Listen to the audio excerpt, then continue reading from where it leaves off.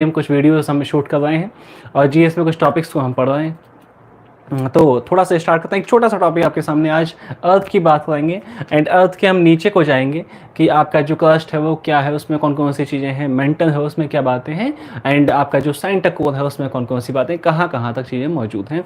तो हम इनसाइड थोड़ा सा पढ़ेंगे एंड थोड़ी सी बातों को समझेंगे।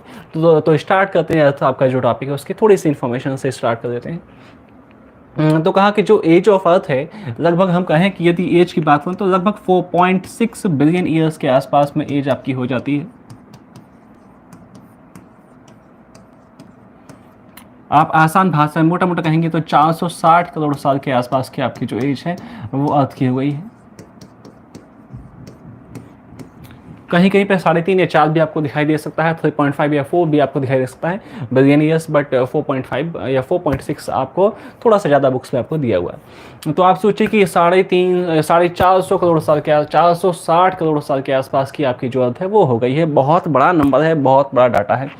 आप सोच नहीं सकते हैं कि कितना टाइम की आपकी अर्थ हो चुकी है, बट साइंटिस्टों के हिसाब से डाटा है, साइंटिस्टों के हिसाब से पॉइंट है।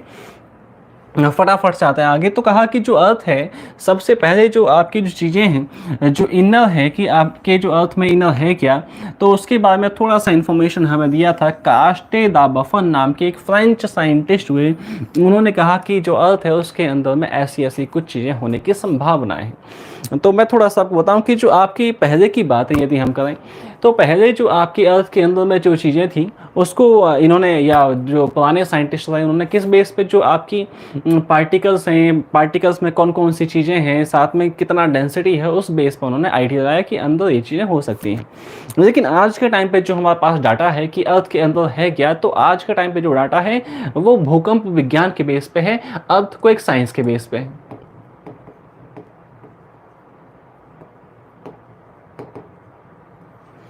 तो आज के टाइम पे जो हम पढ़ रहे हैं कि अर्थ के अंदर ये है, आपका आपका क्रस्ट है, मेंटल है, कोर है, यहाँ पे इतना तक है, तो वो किसके बेस पे, आपका जो आपके भूकंप की आपकी जो वेव्स आती हैं, प्राइमरी सेकेंडरी, ये सब के बेस पे आपका जो आज के हमारे पास डाटा है। तो पहले का डाटा हमारा डेंसिटी के बेस पे और पार्टिकल्स के बेस पे था। आज के टाइम पे जो डाटा है हमारे पास वो किस बेस पे, अर्थ को एक साइंस या भूकंप विज्ञान के बेस पे हमारे पास डाटा मौजूद है। अर्थ के अंदर ये बातें हैं, ये चीज़ें। थोड़ा सा आगे बढ़े हमने तो 3 लेयर्स आपकी अर्थ की है, जैसा आपको पता है, बेसिक हमने बचपन से पढ़ा है। क्रस्ट है, मेंटल है एंड कोर है। क्रस्ट में कौन कौन सी बातें हैं, मेंटल में कौन कौन सी बातें हैं, कोर में कौन कौन सी बातें हैं। क्रस्ट के 2 पार्ट हैं, इनर है एंड आउटर है। उसके बाद मेंटल के भी 2 पार्ट हैं, आउटर है एंड इनर है, एंड कोर के भी 2 पार्ट हैं, आउटर है एंड इनर है। वो सब आगे हमने दिए हुए, आगे समझते हैं वन बाय वन सभी को। आते हैं फटाफट से आगे।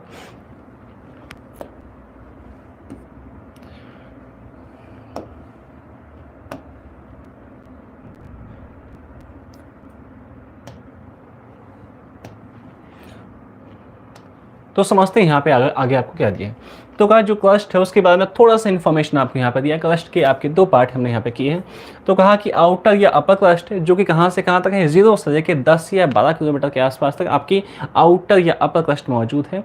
यदि हम देखो, हम थोड़ा सा मैं आपको यहाँ पे बनाऊँ कि ऐसे आप कह सकते हो ये आपकी अर्थ है, तो हम ऐसे हम नीचे जा रहे हैं, तो आपका यहाँ पे आपका 0 ये मान लिया हमने, ये 0 आपका है, तो इससे नीचे आपका 10 या 12 किलोमीटर के आसपास तक ये सेंटर ऑफ अर्थ मान लें हम। तो ऐसा आप कह सकते हैं कि 0 से लेकर आपका 10 या 12 किलोमीटर नीचे तक आपकी जो है वो आपकी क्या है, आपका आउटर या अपर क्रस्ट आपकी मौजूद है। एंड जो आपकी 10 या 12 से लेकर 30 किलोमीटर के आसपास तक है वो क्या है, आपकी इनर या लोअर आप क्रस्ट कह सकते हो उसको। अब इसमें कौन कौन सी चीज़ें हैं, कौन कौन से एलिमेंट है वो यहाँ पे दिए हैं। तो क्रस्ट में आपका ऑक्सीजन की जो मात्रा है, अमाउंट है, 46.8% के आसपास है। एंड सिलिकॉन की जो अमाउंट है वो 27.7% के आसपास है। एंड एल्यूमिनियम की जो अमाउंट है वो आपके 8.1% के आसपास एल्यूमिनियम पाया जाता है। एग्जाम में कभी कभी एग्जाम में आपके सामने कुछ नहीं आता है कि जो सियाल है वो कहाँ पे है।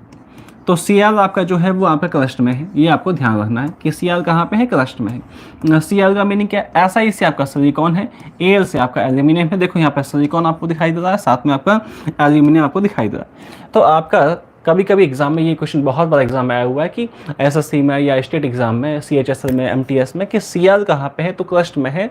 ऐसा he is the silicon, L is the aluminium. तो थोड़ा सा ये पॉइंट आपको ध्यान रखना। फटाफट से थोड़ा सा आगे बढ़िए। तो कहा कि उसके बाद मेंटल की बात की है, तो जैसे मैंने कहा कि मेंटल आपका जो है सेकंड नंबर पे आती है एंड उसके भी दो पार्ट हैं, तो दोनों यहाँ पे आपको दिए हैं। तो कहा जो मेंटल है उसके दो पार्ट है, आउटर है एंड इनर है, इनकी भी कुछ प्रॉपर्टीज हमने यहाँ पे समझी। तो कहा कि आउटर या अपर हम कह सकते हैं उसको, और कहाँ से कहाँ तक है, 30 से लेकर 700 किलोमीटर के आसपास तक हम नीचे जा रहे हैं, तो आपको वहाँ पे आपका आउटर या आप कह सकते हैं कि अपर मेंटल आपकी मौजूद है, और नीचे जो है लोअर या आपकी इनर मेंटल कह सकते हैं, 700 से लेकर 2900 किलोमीटर के आसपास तक आपकी जो इनर मेंटल है आपकी वो मौजूद है। तो मेंटल के भी दो पार्ट है, आउटर है एंड इनर है, अपर या लोअर आप कह सकते हैं उसको। इसमें भी कुछ बातें हैं, कौन कौन सी चीज़ें हैं थोड़ा सा वो भी आपको ध्यान रखनी है। यहाँ पे नाम जो आता है वो सीमा का आता है। देखो यहाँ पे नीचे आपको दिया भी हुआ है, तो सीमा आपको यहाँ पे दिया हुआ है। सी माने सिलिकॉन है, एम माने मैग्नीशियम आप कह सकते हैं उसको।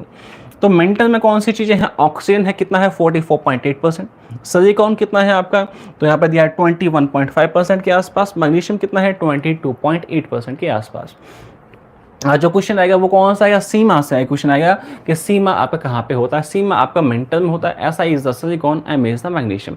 थोड़ा सा यहाँ से मैं आपको बता रहा हूँ क्वेश्चन कौन सा आएगा, ये भी मैं आपको बता रहा हूँ कि सीआर या सीमा से ही क्वेश्चन आपको दिखाई देगा। फटाफट से थोड़ा सा हम आगे बढ़ गए, उसके बाद देखते हैं आपके सामने आपकी कोर की बात यहाँ पे की हुई है, तो समझते हैं क्या है इसमें। इसके भी हमने दो पार्ट किए हुए हैं, तो दोनों को हमने यहाँ पर दिया है।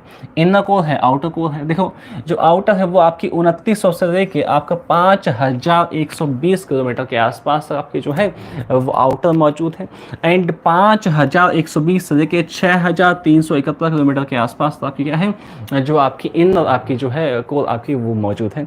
तो आउटर एंड इनर यहाँ भी आपके हो गए हैं। एंड यहाँ पे कौन से आपकी चीज़ें हैं, तो आयरन आपका 85% के आसपास पाया जाता है, एंड जो निकल है वो आपका 15% के आसपास पाया जाता है। यहाँ पे देखो परसेंटेज का साइन यहाँ पे साइड में दिया है, तो यहाँ पे आप थोड़ा सा ऐसे आप दिखा सकते हैं, 15% मैंने आपके लिए दिखा दिया। तो कहा कि देखो यहाँ पे भी एक नाम आता है, नाम है आपका नीफे का।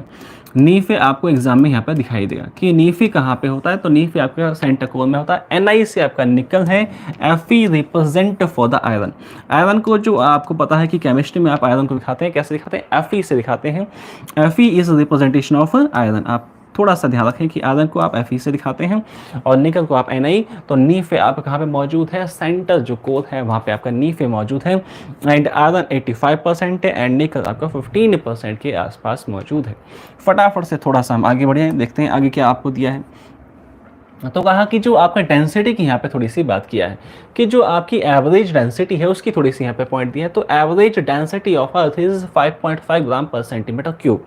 शायद मैंने आपको last time sun and 8 planets पढ़ाए थे, तो वहाँ पे भी आपको डेंसिटी मैंने आपको दिया था कि सबसे ज़्यादा जो डेंस प्लानट है वो आपकी अर्थ है। मैक्सिमम डेंस प्लानट अर्थ है और मिनिमम डेंस प्लानट वो आपका सैटर्न है। दोनों का डेंसिटी मैंने आपको दिया था, 5.5 ग्राम पर सेंटीमीटर क्यूब आपकी अर्थ की डेंसिटी है, 0.7 ग्राम पर सेंटीमीटर क्यूब आपकी जो डेंसिटी है सैटर्न की है, और पानी की जो थी 1 ग्राम पर सेंटीमीटर क्यूब पानी की डेंसिटी थी, वाटर डेंसिटी थी। तो हमने कहा था कि जो सैटर्न है उसकी डेंसिटी वाटर से भी कम है, इस वजह से जो सैटर्न है वो क्या है, वाटर फ्लोट प्लैनेट है। आते हैं आगे वापस से। तो कहा कि जो आपकी डेंसिटी है वो एवरेज डेंसिटी है। जो डेंसिटी है जब हम नीचे जाते हैं, जब हम सरफेस से आप नीचे की तरफ जाते हैं तो आपकी जो डेंसिटी है वो बढ़ती जाती है। तो थोड़ा सा आप ये भी आपको थोड़ा सा ध्यान रखना है कि जो डेंसिटी है वो इंक्रीज़ होती जाती है। जब हम जो सरफेस है वहाँ से आप सेंटर की साइड जाते हैं तो आपका जो डेंसिटी है वो इंक्रीज़ हो जाती है। सेंटर पर जब पहुँचेंगे तो 13 के आसपास आपकी डेंसिटी पहुँच जाती है, 13 ग्राम पर सेंटीमीटर क्यूब के आसपास, 13.3 ग्राम पर सेंटीमीटर क्यूब के आसपास, 13.3 के आसपास डेंसिटी पहुंच जाती है। तो डेंसिटी बढ़ती जाती है। मैं आपको थोड़ा सा और बताऊंगी यहाँ पे कुछ बातें। तो कहा कि आपका यहाँ पे कुछ बातें आपको दी हैं। तो कहा डेंसिटी होती क्या है, पहले यदि मैं आपको थोड़ा सा बेसिक्स बनाऊँ डेंसिटी होती क्या है। तो कहा देखो कोई भी चीज़ है उसमें क्या होते हैं, एटम्स होते हैं, और एटम्स कितने पास पास हैं वो आपका दिखाता है डेंसिटी। एटम्स कितने पास पास हैं, तो जैसे आपका सॉलिड्स होते हैं तो उसमें एटम्स ज़्यादा पास पास में होते हैं तो डेंसिटी ज़्यादा होती है, और उसके बाद लिक्विड्स में एटम्स थोड़ा सा डिस्टेंस पे होते हैं तो थोड़ा सा कम आपकी डेंसिटी होती है, और जो गैसेस है उसमें एटम्स ज़्यादा आपके डिस्टेंस पे होते हैं तो गैस की डेंसिटी सबसे कम होती है। तो सबसे ज़्यादा डेंसिटी सॉलिड की होती है, उसके बाद लिक्विड की, उसके बाद गैस की। तो डेंसिटी क्या होती है, एटम्स कितने पास पास है, जो अणु है कितने पास पास है उसको दिखाता है डेंसिटी। तो कहा कि यहाँ पे जो आपका देखो दिया है density increase when we go below the surface from crust to core. जब हम नीचे जाते हैं तो डेंसिटी इंक्रीज होती जाती है। आगे थोड़ा सा बढ़ा दिया, temperature increase by 1 degree Celsius when by every 32 metre below the surface. जब हम नीचे जाते हैं तो तापमान भी इंक्रीज होता है, टेम्परेचर इंक्रीज होता है। कितना? 1 डिग्री से आपका जो टेम्परेचर है वो इंक्रीज होता है। एंड कितना मीटर जाने पे? 32 मीटर जाने पे आपका जो टेम्परेचर है वो इंक्रीज होता है 1 डिग्री सेल्सियस से। तो अच्छा पॉइंट है, इसको थोड़ा सा आपको याद रखना है कि कितना टेम्परेचर डिक्रीज होता है। यदि हम मेंटल की बात करें, मेंटल काफ़ी बड़ी है, कितनी बड़ी है वो आपको थोड़ा सा यहाँ पे आइडिया हुआ। तो कहा mental gains 68% of total mass of earth. कहा मेंटल का जो मास है वो आपका टोटल जो अर्थ का मास है उसका 68% किसके पास है? मेंटल के पास आपका मास मौजूद है। मीन्स टोटल यदि 100 माने तो 68 मास जो है वो मेंटल के पास है। तो काफ़ी बड़ा एक आपके जो वो आप मान सकते काफ़ी बड़ा शेप में हो सकती है वो। तो थोड़ा सा वॉल्यूम भी दिया आपको, 83% of total volume is gain by mental. तो 83% टोटल वॉल्यूम का वो मेंटल के पास है। तो मेंटल आपकी यदि मास के हिसाब से बात किया तो 68% एंड वॉल्यूम के हिसाब से बात किया तो 83% के आसपास आपका हो जाती है। यदि हम थोड़ा सा उसको वेट के हिसाब से और साइज़ के हिसाब से देखें तो थोड़ा सा फटाफट से आगे बढ़ते हैं। उसके बाद थोड़ा सा अच्छा पॉइंट मैंने आपको यहाँ पर दिया है, डिसकॉन्टिन्यूटी की बात किया है। डिसकॉन्टिन्यूटी बहुत अच्छा पॉइंट है। हिंदी में आप उसको असंबद्धता या असात्यता आप कह सकते हो, या असात्यता। जो हिंदी भाषी बच्चे हैं उनके लिए कुछ ऐसा है। तो कहा कि देखो डिसकॉन्टिन्यूटी होती क्या है, पहले थोड़ा सा उसको समझते हैं कि डिसकॉन्टिन्यूटी होती क्या है। तो कहा कि देखो जैसे आपने कहा कि हमने यहाँ पे क्रस्ट है, मेंटल है, कोर है, उसके दो पार्ट कर दिए। तो कहा जब हम आउटर क्रस्ट की बात कर रहे हैं एंड आपके जो इनर क्रस्ट की बात कर रहे हैं तो कहा कि आपका जो बीच में जो आपका क्षेत्र है, बीच में जो आपका रीजन है उसको हमने कहा डिसकॉन्टिन्यूटी। तो कहा कि जैसे जो बीच की बाउंड्री है उसको नाम दिया है। जब हम थोड़ा सा और नीचे आए तो आपकी इनर मेंटल है एंड आउटर आपका जो आपका इनर कोर है एंड जो आउटर मेंटल है उसके बीच में जो आपकी बाउंड्री है उसको हमने कहा डिसकॉन्टिन्यूटी। तो ऐसे आपकी टोटल 6 लेयर्स बनती हैं, 3 मेन है और 2 उनके पार्ट किए हमने, तो 6 आपकी टोटल लेयर्स बनती हैं। और इसमें आपके देखो 6 लेयर्स के बीच में कितने आपकी क्षेत्र बनेंगे? 1 2 3 4 5 6। तो ये एक आपका क्षेत्र बनेगा, ये एक क्षेत्र बनेगा, ये बनेगा एक, ये बनेगा एक और ये बनेगा एक। तो कितना हो गया? 1 2 3 4 5। तो 5 आपके क्षेत्र ऐसे बन जाएंगे, 5 रीजन आपके ऐसे बन जाएंगे। तो 5 ही टाइप की डिसकॉन्टिन्यूटी यहाँ पे दी है। देखो 5 आपको यहाँ पे दी है, 1 2 3 4 एंड 5। तो 5 ही आपको डिसकॉन्टिन्यूटी आपको यहाँ पर दी है। देखो वो भी दिया है कॉर्नरोड जो उसके नाम दे दिए हैं आपके। तो आपका जो क्षेत्र है आउटर एंड इनर क्रस्ट के बीच का जो क्षेत्र है, रीजन है, उसको हमने क्या कहा है? कॉर्नरोड डिसकॉन्टिन्यूटी कह दिया है। एंड जो आपका inner crust and upper mantle के बीच का क्षेत्र है उसको मोहो डिसकॉन्टिन्यूटी कह दिया गया है। एंड जो आपका अपर एंड इनर मेंटल के बीच में जो आपका क्षेत्र है उसको हमने रैपेटाइट डिसकॉन्टिन्यूटी कह दिया है। एंड इनर मेंटल एंड आपका जो आउटर कोर है उसके बीच में जो है उसको ग्यूटेनबर्ग डिसकॉन्टिन्यूटी कहा है। एंड जो अपर कोर है एंड इनर कोर है उसके बीच का जो क्षेत्र है उसको हमने रहमान डिसकॉन्टिन्यूटी कहा है। तो जो डिसकॉन्टिन्यूटी है थोड़ा सा अच्छा पॉइंट है, थोड़ा सा हैवी पॉइंट है, बट मैंने आपको थोड़ा सा यहाँ पर दिया, समझाया कि होती क्या है। थोड़ा सा फटाफट से आगे देखते हैं कि आगे कुछ आपको बातें दी हैं कि नहीं दी हैं। तो कहा कि आपका यहाँ पे जो टॉपिक है वो हमारा फिनिश हो चुका है। छोटा सा टॉपिक था, वैसे तो अर्थ आपकी बहुत बड़ी है, लेकिन आज जो हमने समझा अर्थ को नीचे गए कि नीचे उसमें कौन कौन सी चीज़ें मौजूद हैं, कौन कौन सी मेटल्स हैं, कौन कौन से एलिमेंट्स हैं और कहाँ से कहाँ तक कितने किलोमीटर तक कौन सी चीज़ें मौजूद हैं। डिसकॉन्टिन्यूटी की बात की कि जो आपका क्षेत्र है, बीच में जो क्षेत्र है उनको भी कुछ हमने नाम दिए, तो उनको भी हमने पढ़ा समझा। एंड साथ में आप यदि आप GS के ऐसे वीडियोस आप लेना चाहते हो, बाय करना चाहते हो पेड कोर्सेज को, तो आप नीचे लिंक दी है तो वहाँ से आप बाय कर सकते हो। साथ में हमारे जो लाइव कोर्स हैं वो अटेंड करना चाहते हो तो वो भी अटेंड कर सकते हो। आपको पता है कि जो भी टीचर IBT में बहुत ही बेहतरीन है, बहुत ही बिंदास है, जबरदस्त पढ़ाते हैं आपको। तो यदि आप हमसे पढ़ना चाहते हो, हम जैसे बाकी टीचर से पढ़ना चाहते हो, तो आप नीचे जो लिंक्स दिए हैं वहाँ से आप कोर्स को बाय कर सकते हैं। तो इसी के साथ मैं इस सेशन को फिनिश कर रहा हूँ। आज इतना ही, थैंक यू।